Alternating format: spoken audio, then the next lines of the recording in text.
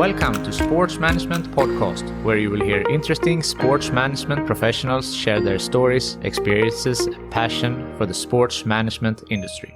I am your host, Marcus Philipsson. Welcome to episode 130 of Sports Management Podcast. Before I introduce today's guest, I just want to ask you for a very small favor. Please subscribe to this podcast. Hit that follow button, subscribe, whatever it's called on the different platforms, and give an honest review. That is really the best way to help me and the podcast grow even more. Thank you.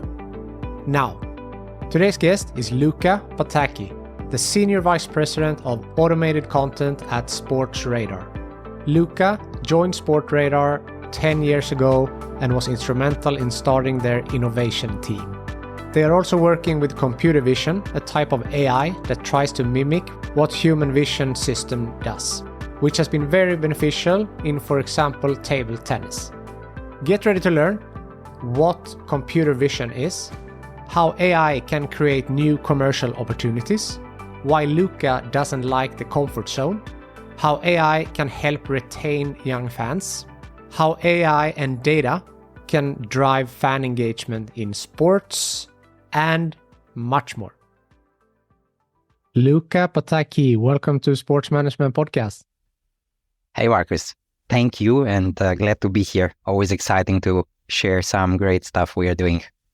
Yeah, it will be a really interesting episode. You are the Senior Vice President of Automated Content at Sportradar. So can you talk a little bit about what that role includes? Yeah, definitely. So actually, it's just as exciting as it sounds, I would say. And actually also, we do exactly what the name of the team says. So we are creating content. In general, Sportradar, the bread and butter of everything we do is data collection and data and what we do with the data. And also, of course, streaming and other sports content, if we can call it all together like this.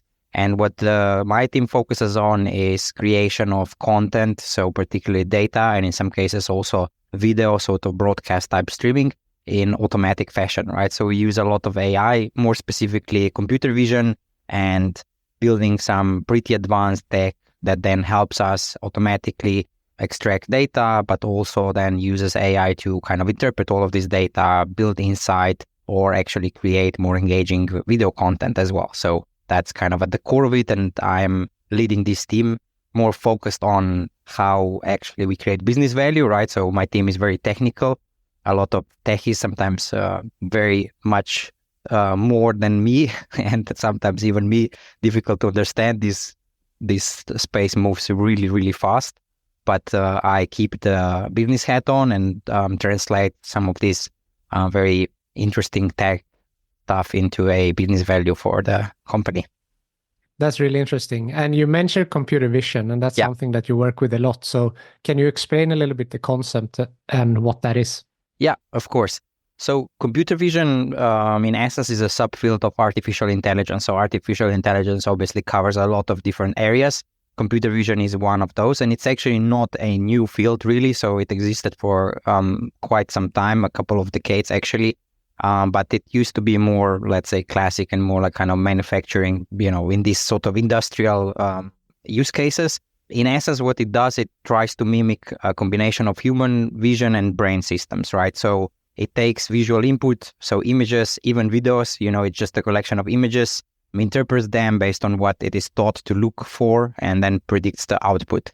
And this can be very simple. I say very simple, but can be more simple or more complex, multi-layered sort of neural networks that take a lot of data and have a lot of kind of hidden layers that then kind of extract features and predict the outcomes, and that helps make decisions. In sport context, that will mean, it looks in the image for every object, for where the players are, where the ball is, and actually not just that, it also can interpret certain actions just based on seeing images, like was the shot taken, was it the forehand, the backhand, and that actually proves to be extremely valuable, and the systems are extremely powerful to do a lot at the same time and fast.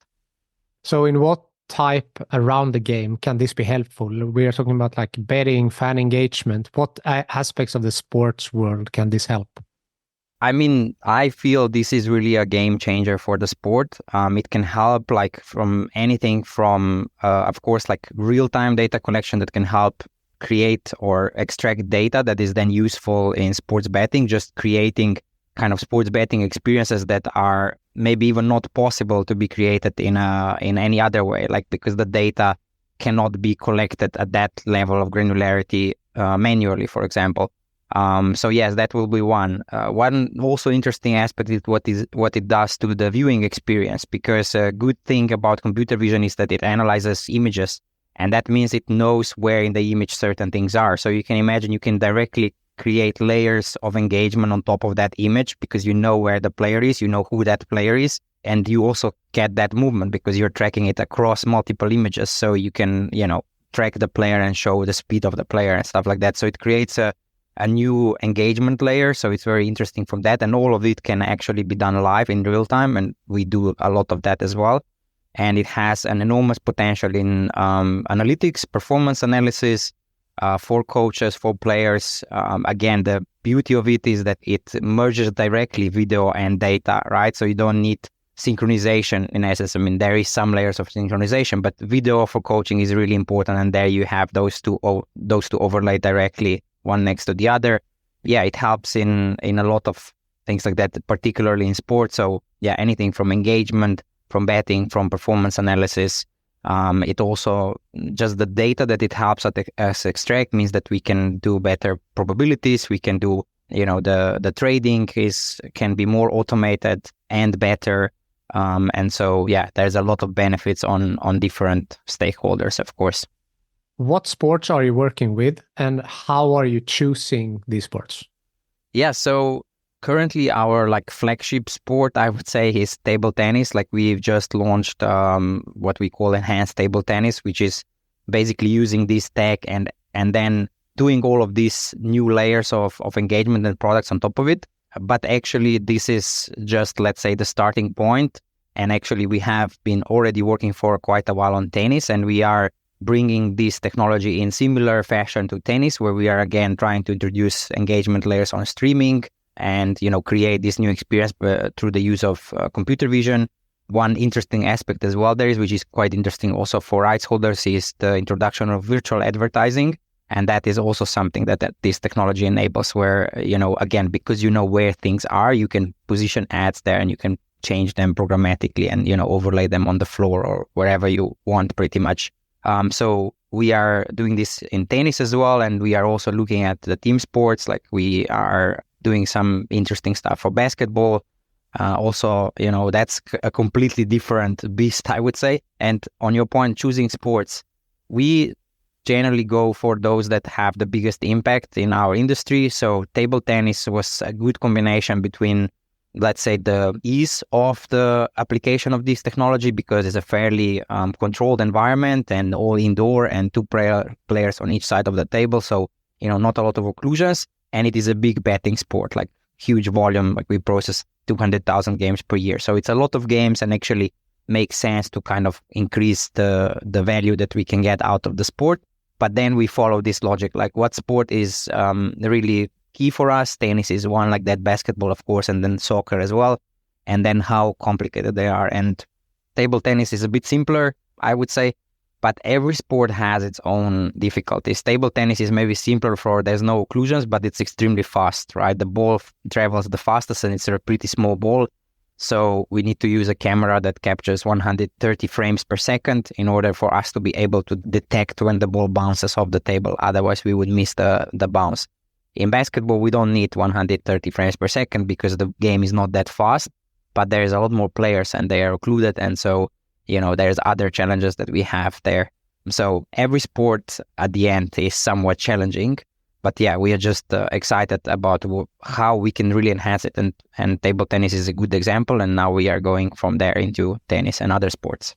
Yeah, table tennis is really interesting because, as you said, it's such a rapid game. So the computer vision can come up with something that a human wouldn't have been able to do in that time. Yeah, exactly. And one interesting thing with table tennis is that it's a really rapid sport, and actually really constant. There's constant kind of action. And what this data allows us to do is that at the end of the day, when it comes to sports betting, we don't just offer like betting on outcome of a game, right? Which means you still need to wait for the whole game to happen. But we are tracking every bounce, we are tracking every player, we are tracking every rally, and rallies happen like between 20 to 40 seconds, right? So we are able to kind of give a lot more engagement and faster what we call micro betting, and that kind of gives a whole new engagement, but it requires full automation. There is, from the whole cycle of offering a bet to resolving a bet, you have like 40 seconds. There's no way you can manually trade this, generate data, and do everything. You need like quite advanced AI to do everything and actually also kind of do it in a right way. Fully automated, you say AI. How are you working with that, with like AI versus like assisted AI? I mean, are you working together with AI to make it as good as you possibly can? I mean, our approach generally is we are using this to enhance what is already there, right? So we are our initial objective is not to try to replace it, because in sports, as everyone knows, it's like there are some things that are just objective and are referee decisions, and it doesn't matter what AI will say. If a referee has decided something else, then it's going to be something else. And that's how it is, right? And there is some data that is objective and there's nothing we can do about it. And so that is still sort of usually done together with federations we work with and, through official sources. So we look at AI really at how it can actually assist that layer, right? And even when we talk about trading, or where we talk about like just creating predictions, where we talk about and then generating more data, it's about how it can assist what we are doing, and where sometimes there's human involvement and we just want to do more and we want to do better. Like as an example, our AI models for data collection can of course collect 100 times more data points than we would do it like if we have, I don't know, like a human collection through an official source. So, and you can imagine how much more insight that presents and how it can be actually really helpful to traders who then trade these matches. And that's more insight. It means better understanding of the, dynamics in the game, of who is favorite or who has in this particular game maybe an edge. And this actually really helps. So I think, and we even see in other aspects, like definitely AI assisted is something that is quite valuable. And I think in a lot of cases, it's probably more the way to go. There are cases where, of course, AI is helpful to fully automate. And for some data collection, it just doesn't make sense to go any other way. Like tracking data, you will probably use one of those things because you don't want to use people to do this. It's just not feasible and not scalable. So it's always going to be a bit of the right fit for purpose, basically, what you go for. So when we talk about the objective data, is it possible to say how accurate computer vision is? Yeah, I mean, like for example, in table tennis, we also read the score, for example, and that's like you could call this objective. And at the same time, we are analyzing so much data that we can also predict the score automatically. So actually, we had this showcase on one of the conferences last year where we actually had a game on and we were showing like the system predicting the score and then the umpire changing the score on the scoreboard. And first of all, what was really interesting is that it showed that when you have this 100-fold data that you collect, so bounces and player tracking and all the rules that you know about the game, just that already gives you accuracy of score of like about, I think it was 98 and something %, right? That means that the system was actually without umpire already mostly correct. And with objective, so when the umpire changed the scores, that was completely correct. That is like a optical character recognition model, right? That basically reads the scoreboard, and those are pretty accurate, right? I mean, so they don't make mistakes, but even the one that actually makes the decision without the umpire yet, which is actually what is interesting. It shows you like how powerful these systems can be. And in some cases, actually also assisting the referee, right? Like you have in video assistant referee in soccer, but even we had cases in table tennis where the referees were not quite sure, and then they kind of looked back at the system and looked at the situation and then saw that actually system, for example, saw a bounce off the table, but it was just on the edge, but the umpire actually maybe just lost the attention for like 3 seconds and didn't see it, and so the system could help. Interesting. Talking about like the new generation and fan engagement, it's a different pattern from Gen Z and then for the older generation in how you're watching games and what you're interested in. So how are you at Sportradar and with computer vision leveraging data to attract to a young audience? Yeah, it's a bit connected to what we've already touched a little bit, and it's definitely the attention span is shrinking, and it's just probably because there is a lot of content available. So the competition of what the new generation looks at or chooses from is a lot fiercer or bigger than it ever was. So you don't have a lot of time to grab the attention. So it just means that like, even the viewing experience of a normal game on the TV is different, and you need to grab attention somehow. And these technologies and the data allow us to kind of build this insight that grab attention very quickly. Whether that means that you can produce like a highlight very quickly, and there again we use a lot of computer vision for that, and you just have the right moment, but very quickly, right? So you can't wait after the game that someone edits the game and gives the highlight. You want to pull someone in the game basically while it's still live. So you need to produce it really quickly. Understand what is the good moment that will pull someone in, right? Like even when you see in the past, like there would be a lot of kind of videos of funny videos of, I don't know, a goal from really far or something interesting, but those would come after the game. And so how do you create something like that just while the game is still live? And these technologies help you with that. And the data, of course, helps build insight, like just on the spot, why someone maybe is performing like this, or even what will happen. And even with betting, right? So attention span is shorter. So how do you cater to the generation that maybe doesn't want to wait for the whole game to finish, but wants to kind of step in, play for a while, and then step out, and also doesn't want to wait for the outcome, but wants the outcome right there. So this is actually the area where these kind of technologies are useful and how we leverage them. And as I said, like building engagement through better viewing experience, which effectively pulls the fan in and keeps them engaged. And then like data, surrounding data that kind of helps build this understanding. I feel like, I don't know, Formula One, for example, I quite like Formula One, and I always thought they were, when it comes to data, they were a bit ahead of time in trying to leverage it. And somehow probably also like always one of the most interesting aspects of Formula One was the pit stop and how fast it is. And if you think it's all about seconds, and kind of that's engaging. And then they built on top of this and built a lot of other things around data, and it became like completely different. Yeah, because you're a motorsport fan also, right? I like motorsports. I'm like, in terms of fan, it's interesting. I like to watch them more as a social event, I guess. But I like motorsports maybe more as participant even rather than watching them. But I like Formula One, and in the past I watched it more than these days. But I always enjoyed motorsports. Yes.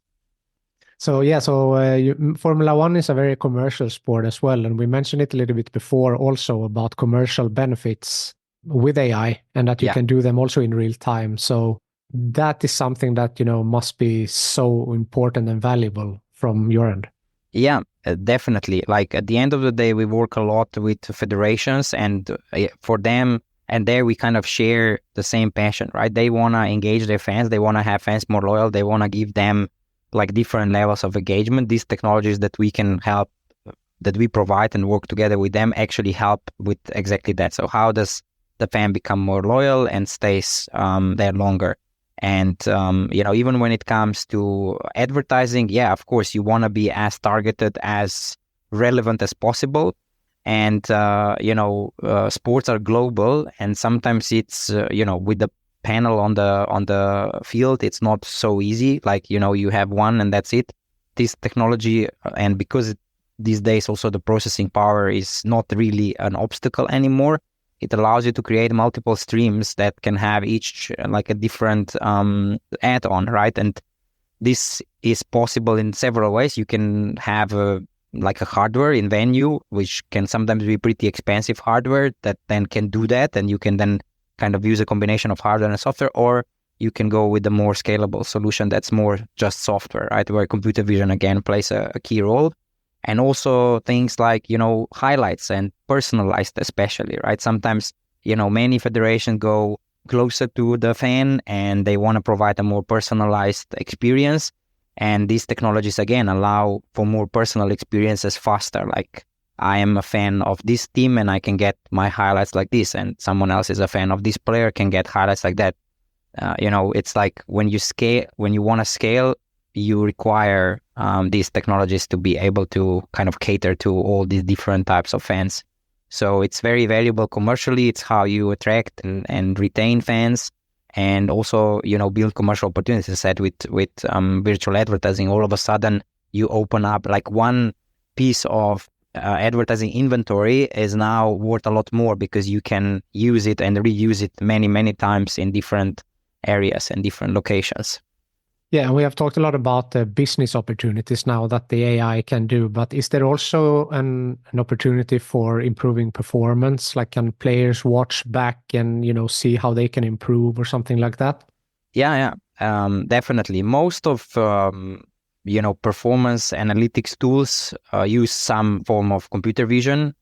Sometimes it's only computer vision, like there will be very sophisticated systems that are put in the venue with multiple cameras, and then it's analyzed and provides data that then gets fed into analytics tools, and the players and coaches use this to improve performance on multiple levels, right? Like from grassroots, like amateur and young, and they watch and have all the videos tagged with data, and then they know how to improve, to professional, right? So yeah, and it will be a combination, sometimes purely computer vision, sometimes combination of, wearables and computer vision. It depends like which one for which purpose. And yeah, there's definitely a lot. Like tennis, which we works a little bit longer on, has a lot of this, and really from very low levels, like young players, to very experienced, where easy to set up kind of camera, and then analysis happens at the back, and you have your videos and you have everything tagged, and you can watch just your forehands or just your backhands and see how to improve. And actually, where it's also quite interesting and the avenues it opens is like kind of this comparison between players. And some providers would even offer things where, if you want to improve your forehand, like that's the path you should follow, and then how do you compare to some professional player, how close you are with your forehand to that forehand and stuff like that. So it almost becomes like an interesting way to improve, but also almost like a game as well at the same time. So yeah, there's a lot of opportunity, and actually computer vision in that market, just performance analytics, it's pretty big, and there's a lot of, in different sports, a lot of companies that offer those services. Interesting. I would like to get to know you a little better, see how you got into sports. So I know you're from Slovenia. So what is your journey? How does that look like? Where did you grow up, and how did you get into sports and tech? Yeah, interesting. So yeah, I am from Slovenia. I grew up in Ljubljana, which is the capital of Slovenia. Beautiful country, beautiful city. I always like to go back. Actually, I don't live there anymore. Now I live in Austria, in Vienna. I moved there about 11 years ago. But it's not too far, so I'm still going back quite often. I finished all my education in Slovenia. Actually, by education, I'm a marketer. So I finished a master in business administration with specialization in marketing. But I liked multiple things. I also studied journalism. I also studied business informatics. Like, I always like to explore multiple things, kind of have my knowledge a little bit more wider. And I always liked analysis, and I like data. And I mean, I guess why I studied journalism is because there's something a bit investigative in me. So I kind of like this. But ultimately I chose marketing for my master's degree, and that's what I finished last. And then actually shortly after that, I started my professional career. First was completely outside of sports, fast-moving consumer goods, but it was with data.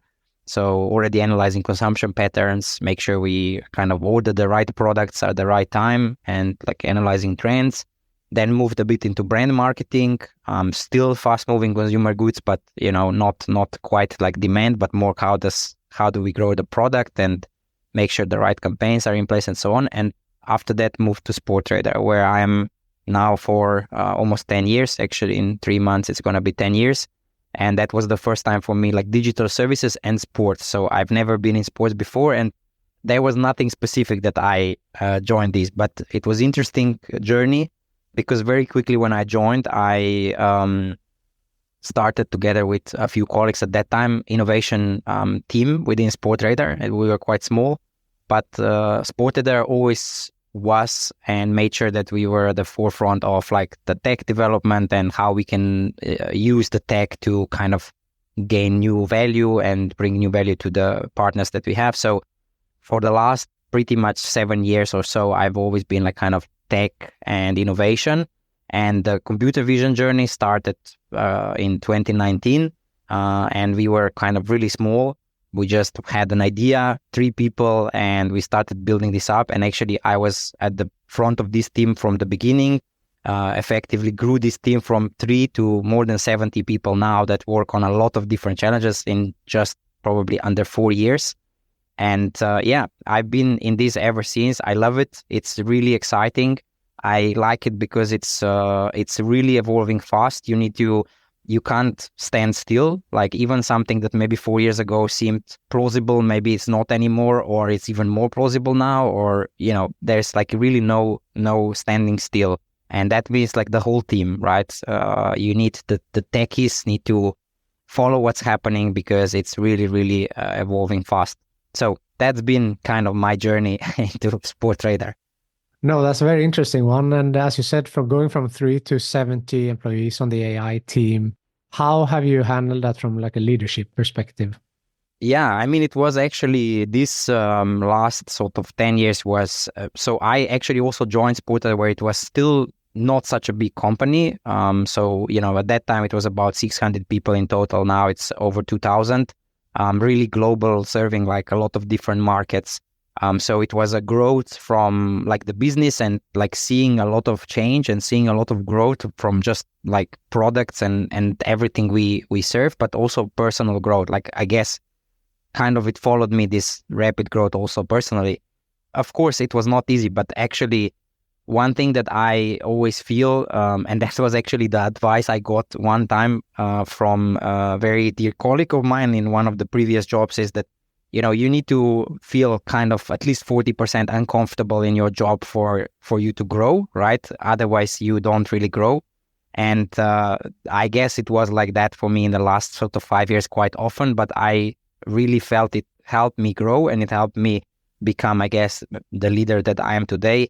I always followed the way that I wanted to build around me people that can make autonomous decisions and can work independently, and that I can rely on. That kind of help me build trust with them. They understand that I am there for them, but at the same time, I know I can rely on them. And I kind of started really quickly with that, and it helped me a lot. And it helps me a lot now when the team is bigger.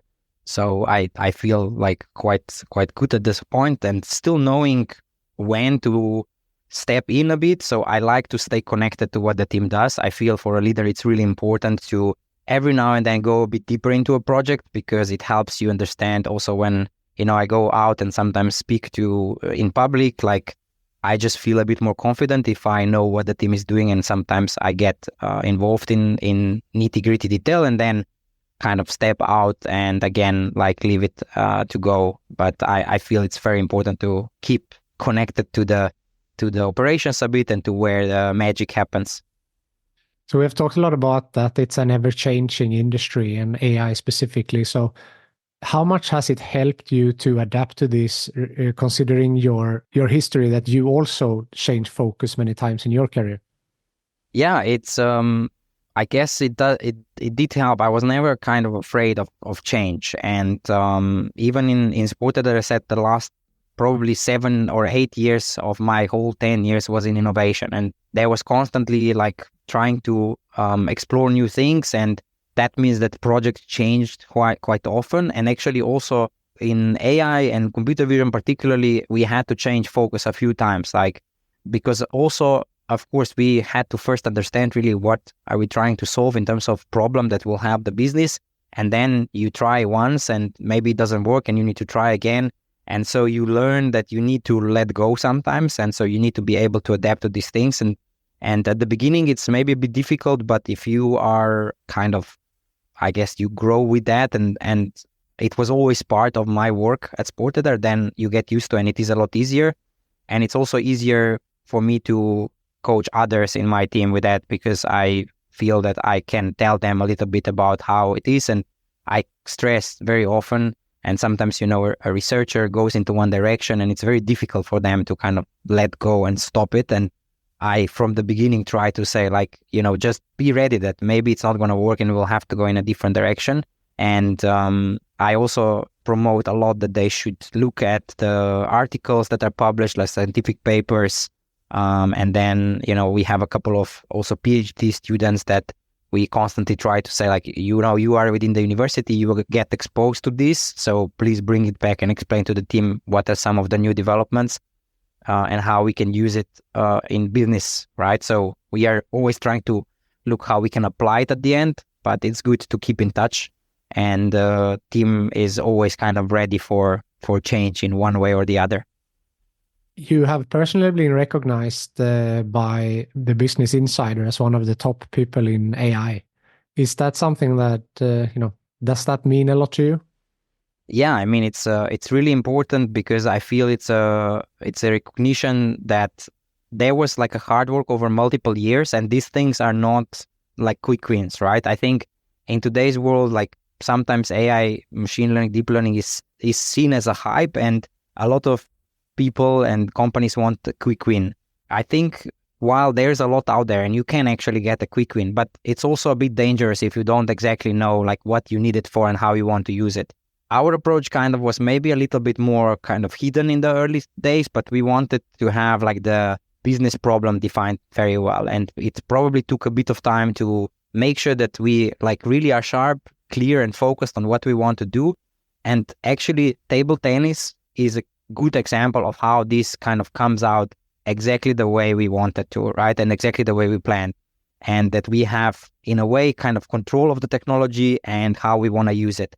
And now that is the model that we are taking to the next sport. And we have been developing a lot of sports in parallel, but this is where it really materialized, and that recognition kind of came through that as well, because there was a lot of talks and a lot of, we had, as I said, a big showcase in one conference.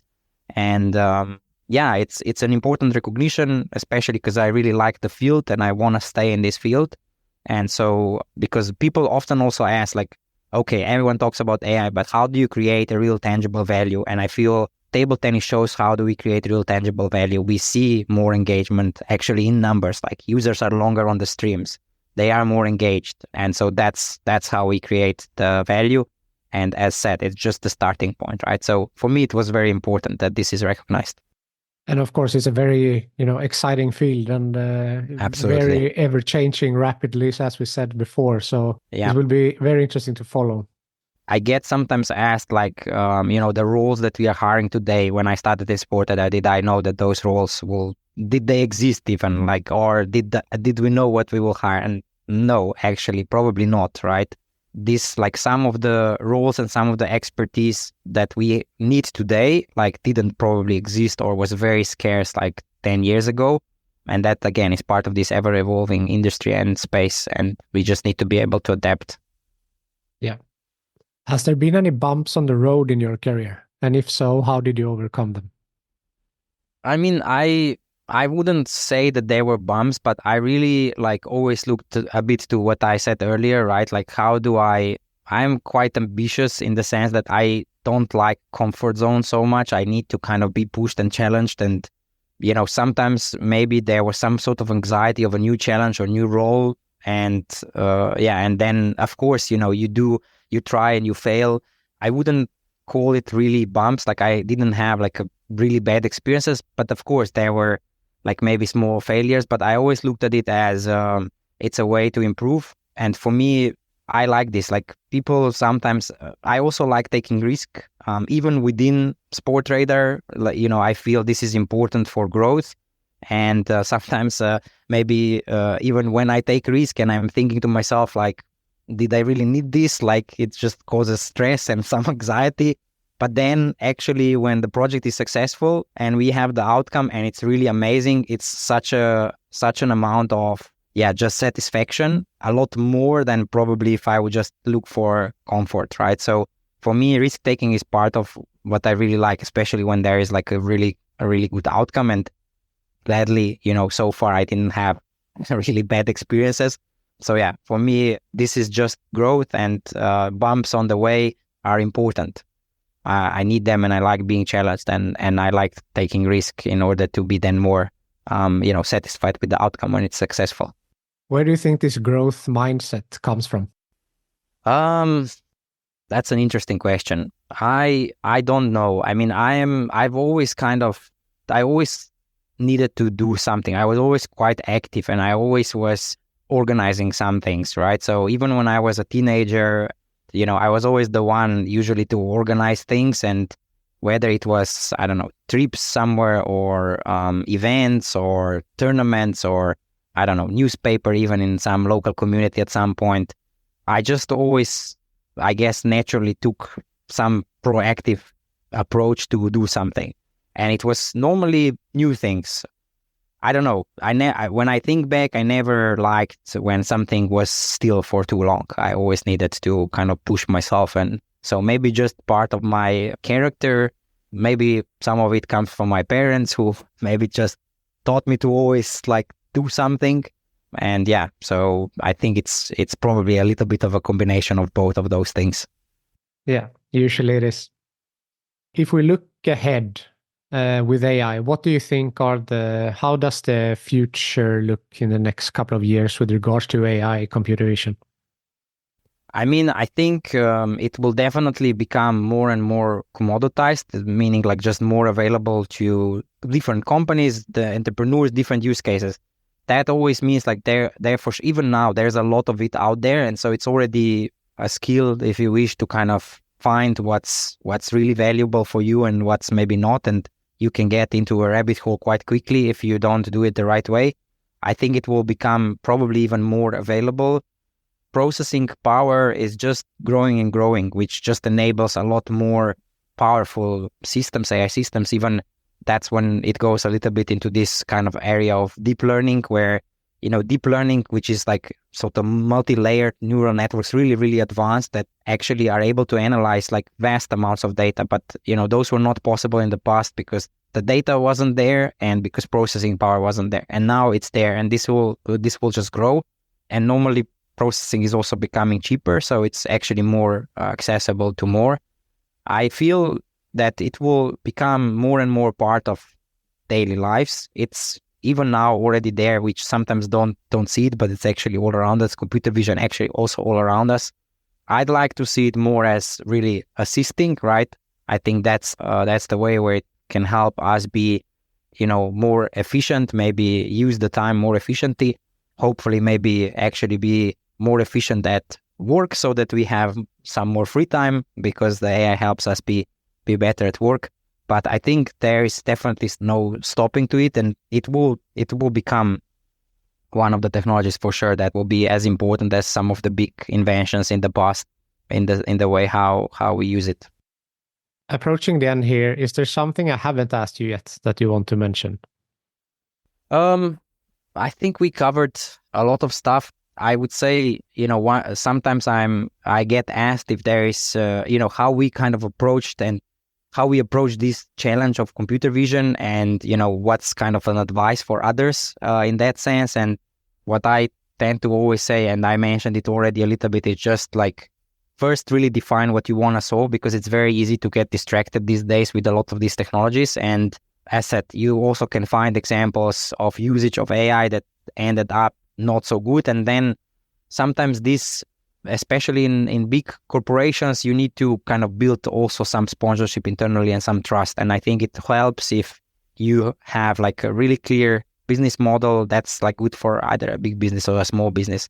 Don't get like overwhelmed by all of it, and don't use it because everyone is using it. I think rather kind of go small in iterations, because once you get the momentum and it picks up, and I feel like within Sportradar, we are there right now where actually it's externally and to the customers and to the public, it's more visible and it's really, really gaining a momentum. But it was happening actually for a longer period of time with clear vision, with clear problems, and how can we actually apply value to it. It's not just the technology, it's what the technology can do to us. And I kind of like to give this advice, and that's how we did it. And that's why we are where we are. And also I think the recognition came as a result of it. No, that's great advice. Thank you. So the final question that I ask is, who from your network do you think would be a good guest on this podcast? Interesting question. So I would say if you'd like to stay within the area of AI, but maybe go a bit deeper, then actually I have a really good colleague at Sportradar, Drej Bratko. He is an amazing professional and expert in the field. Actually, Sportradar, there's a lot of AI that we do. So my team focuses more on the computer vision, so extraction of data from videos, whereas his team uses machine learning and deep learning in various other applications, including like trading, integrity, probability calculations, profiling, and a lot more. And yeah, I really value his opinion a lot and expertise. So he is definitely good in that field. If you would like to go a bit outside of the industry, then actually I have a really dear friend, Maya Voyer. She is an amazing go-to-market strategist and long-term friend. And again, really appreciate her work and insight. And it's something that is actually relevant for any industry. Amazing help for anyone starting new venture or simply a new product and they want to bring it to the market. That's great. Two great names. Appreciate that. Luka, thank you so much for taking the time to be on Sports Management Podcast. Marcus, thank you for having me. Always a pleasure to share some of the experience and have a great day. Thank you for listening to the Sports Management Podcast. Please hit the subscribe button so you don't miss out on any upcoming episodes. Also, feel free to leave a comment about what you thought about this episode. If you want to get in contact with me, send an email to sportsmpodcast@gmail.com or hit me up on Facebook, Twitter, or Instagram @sportsmpodcast.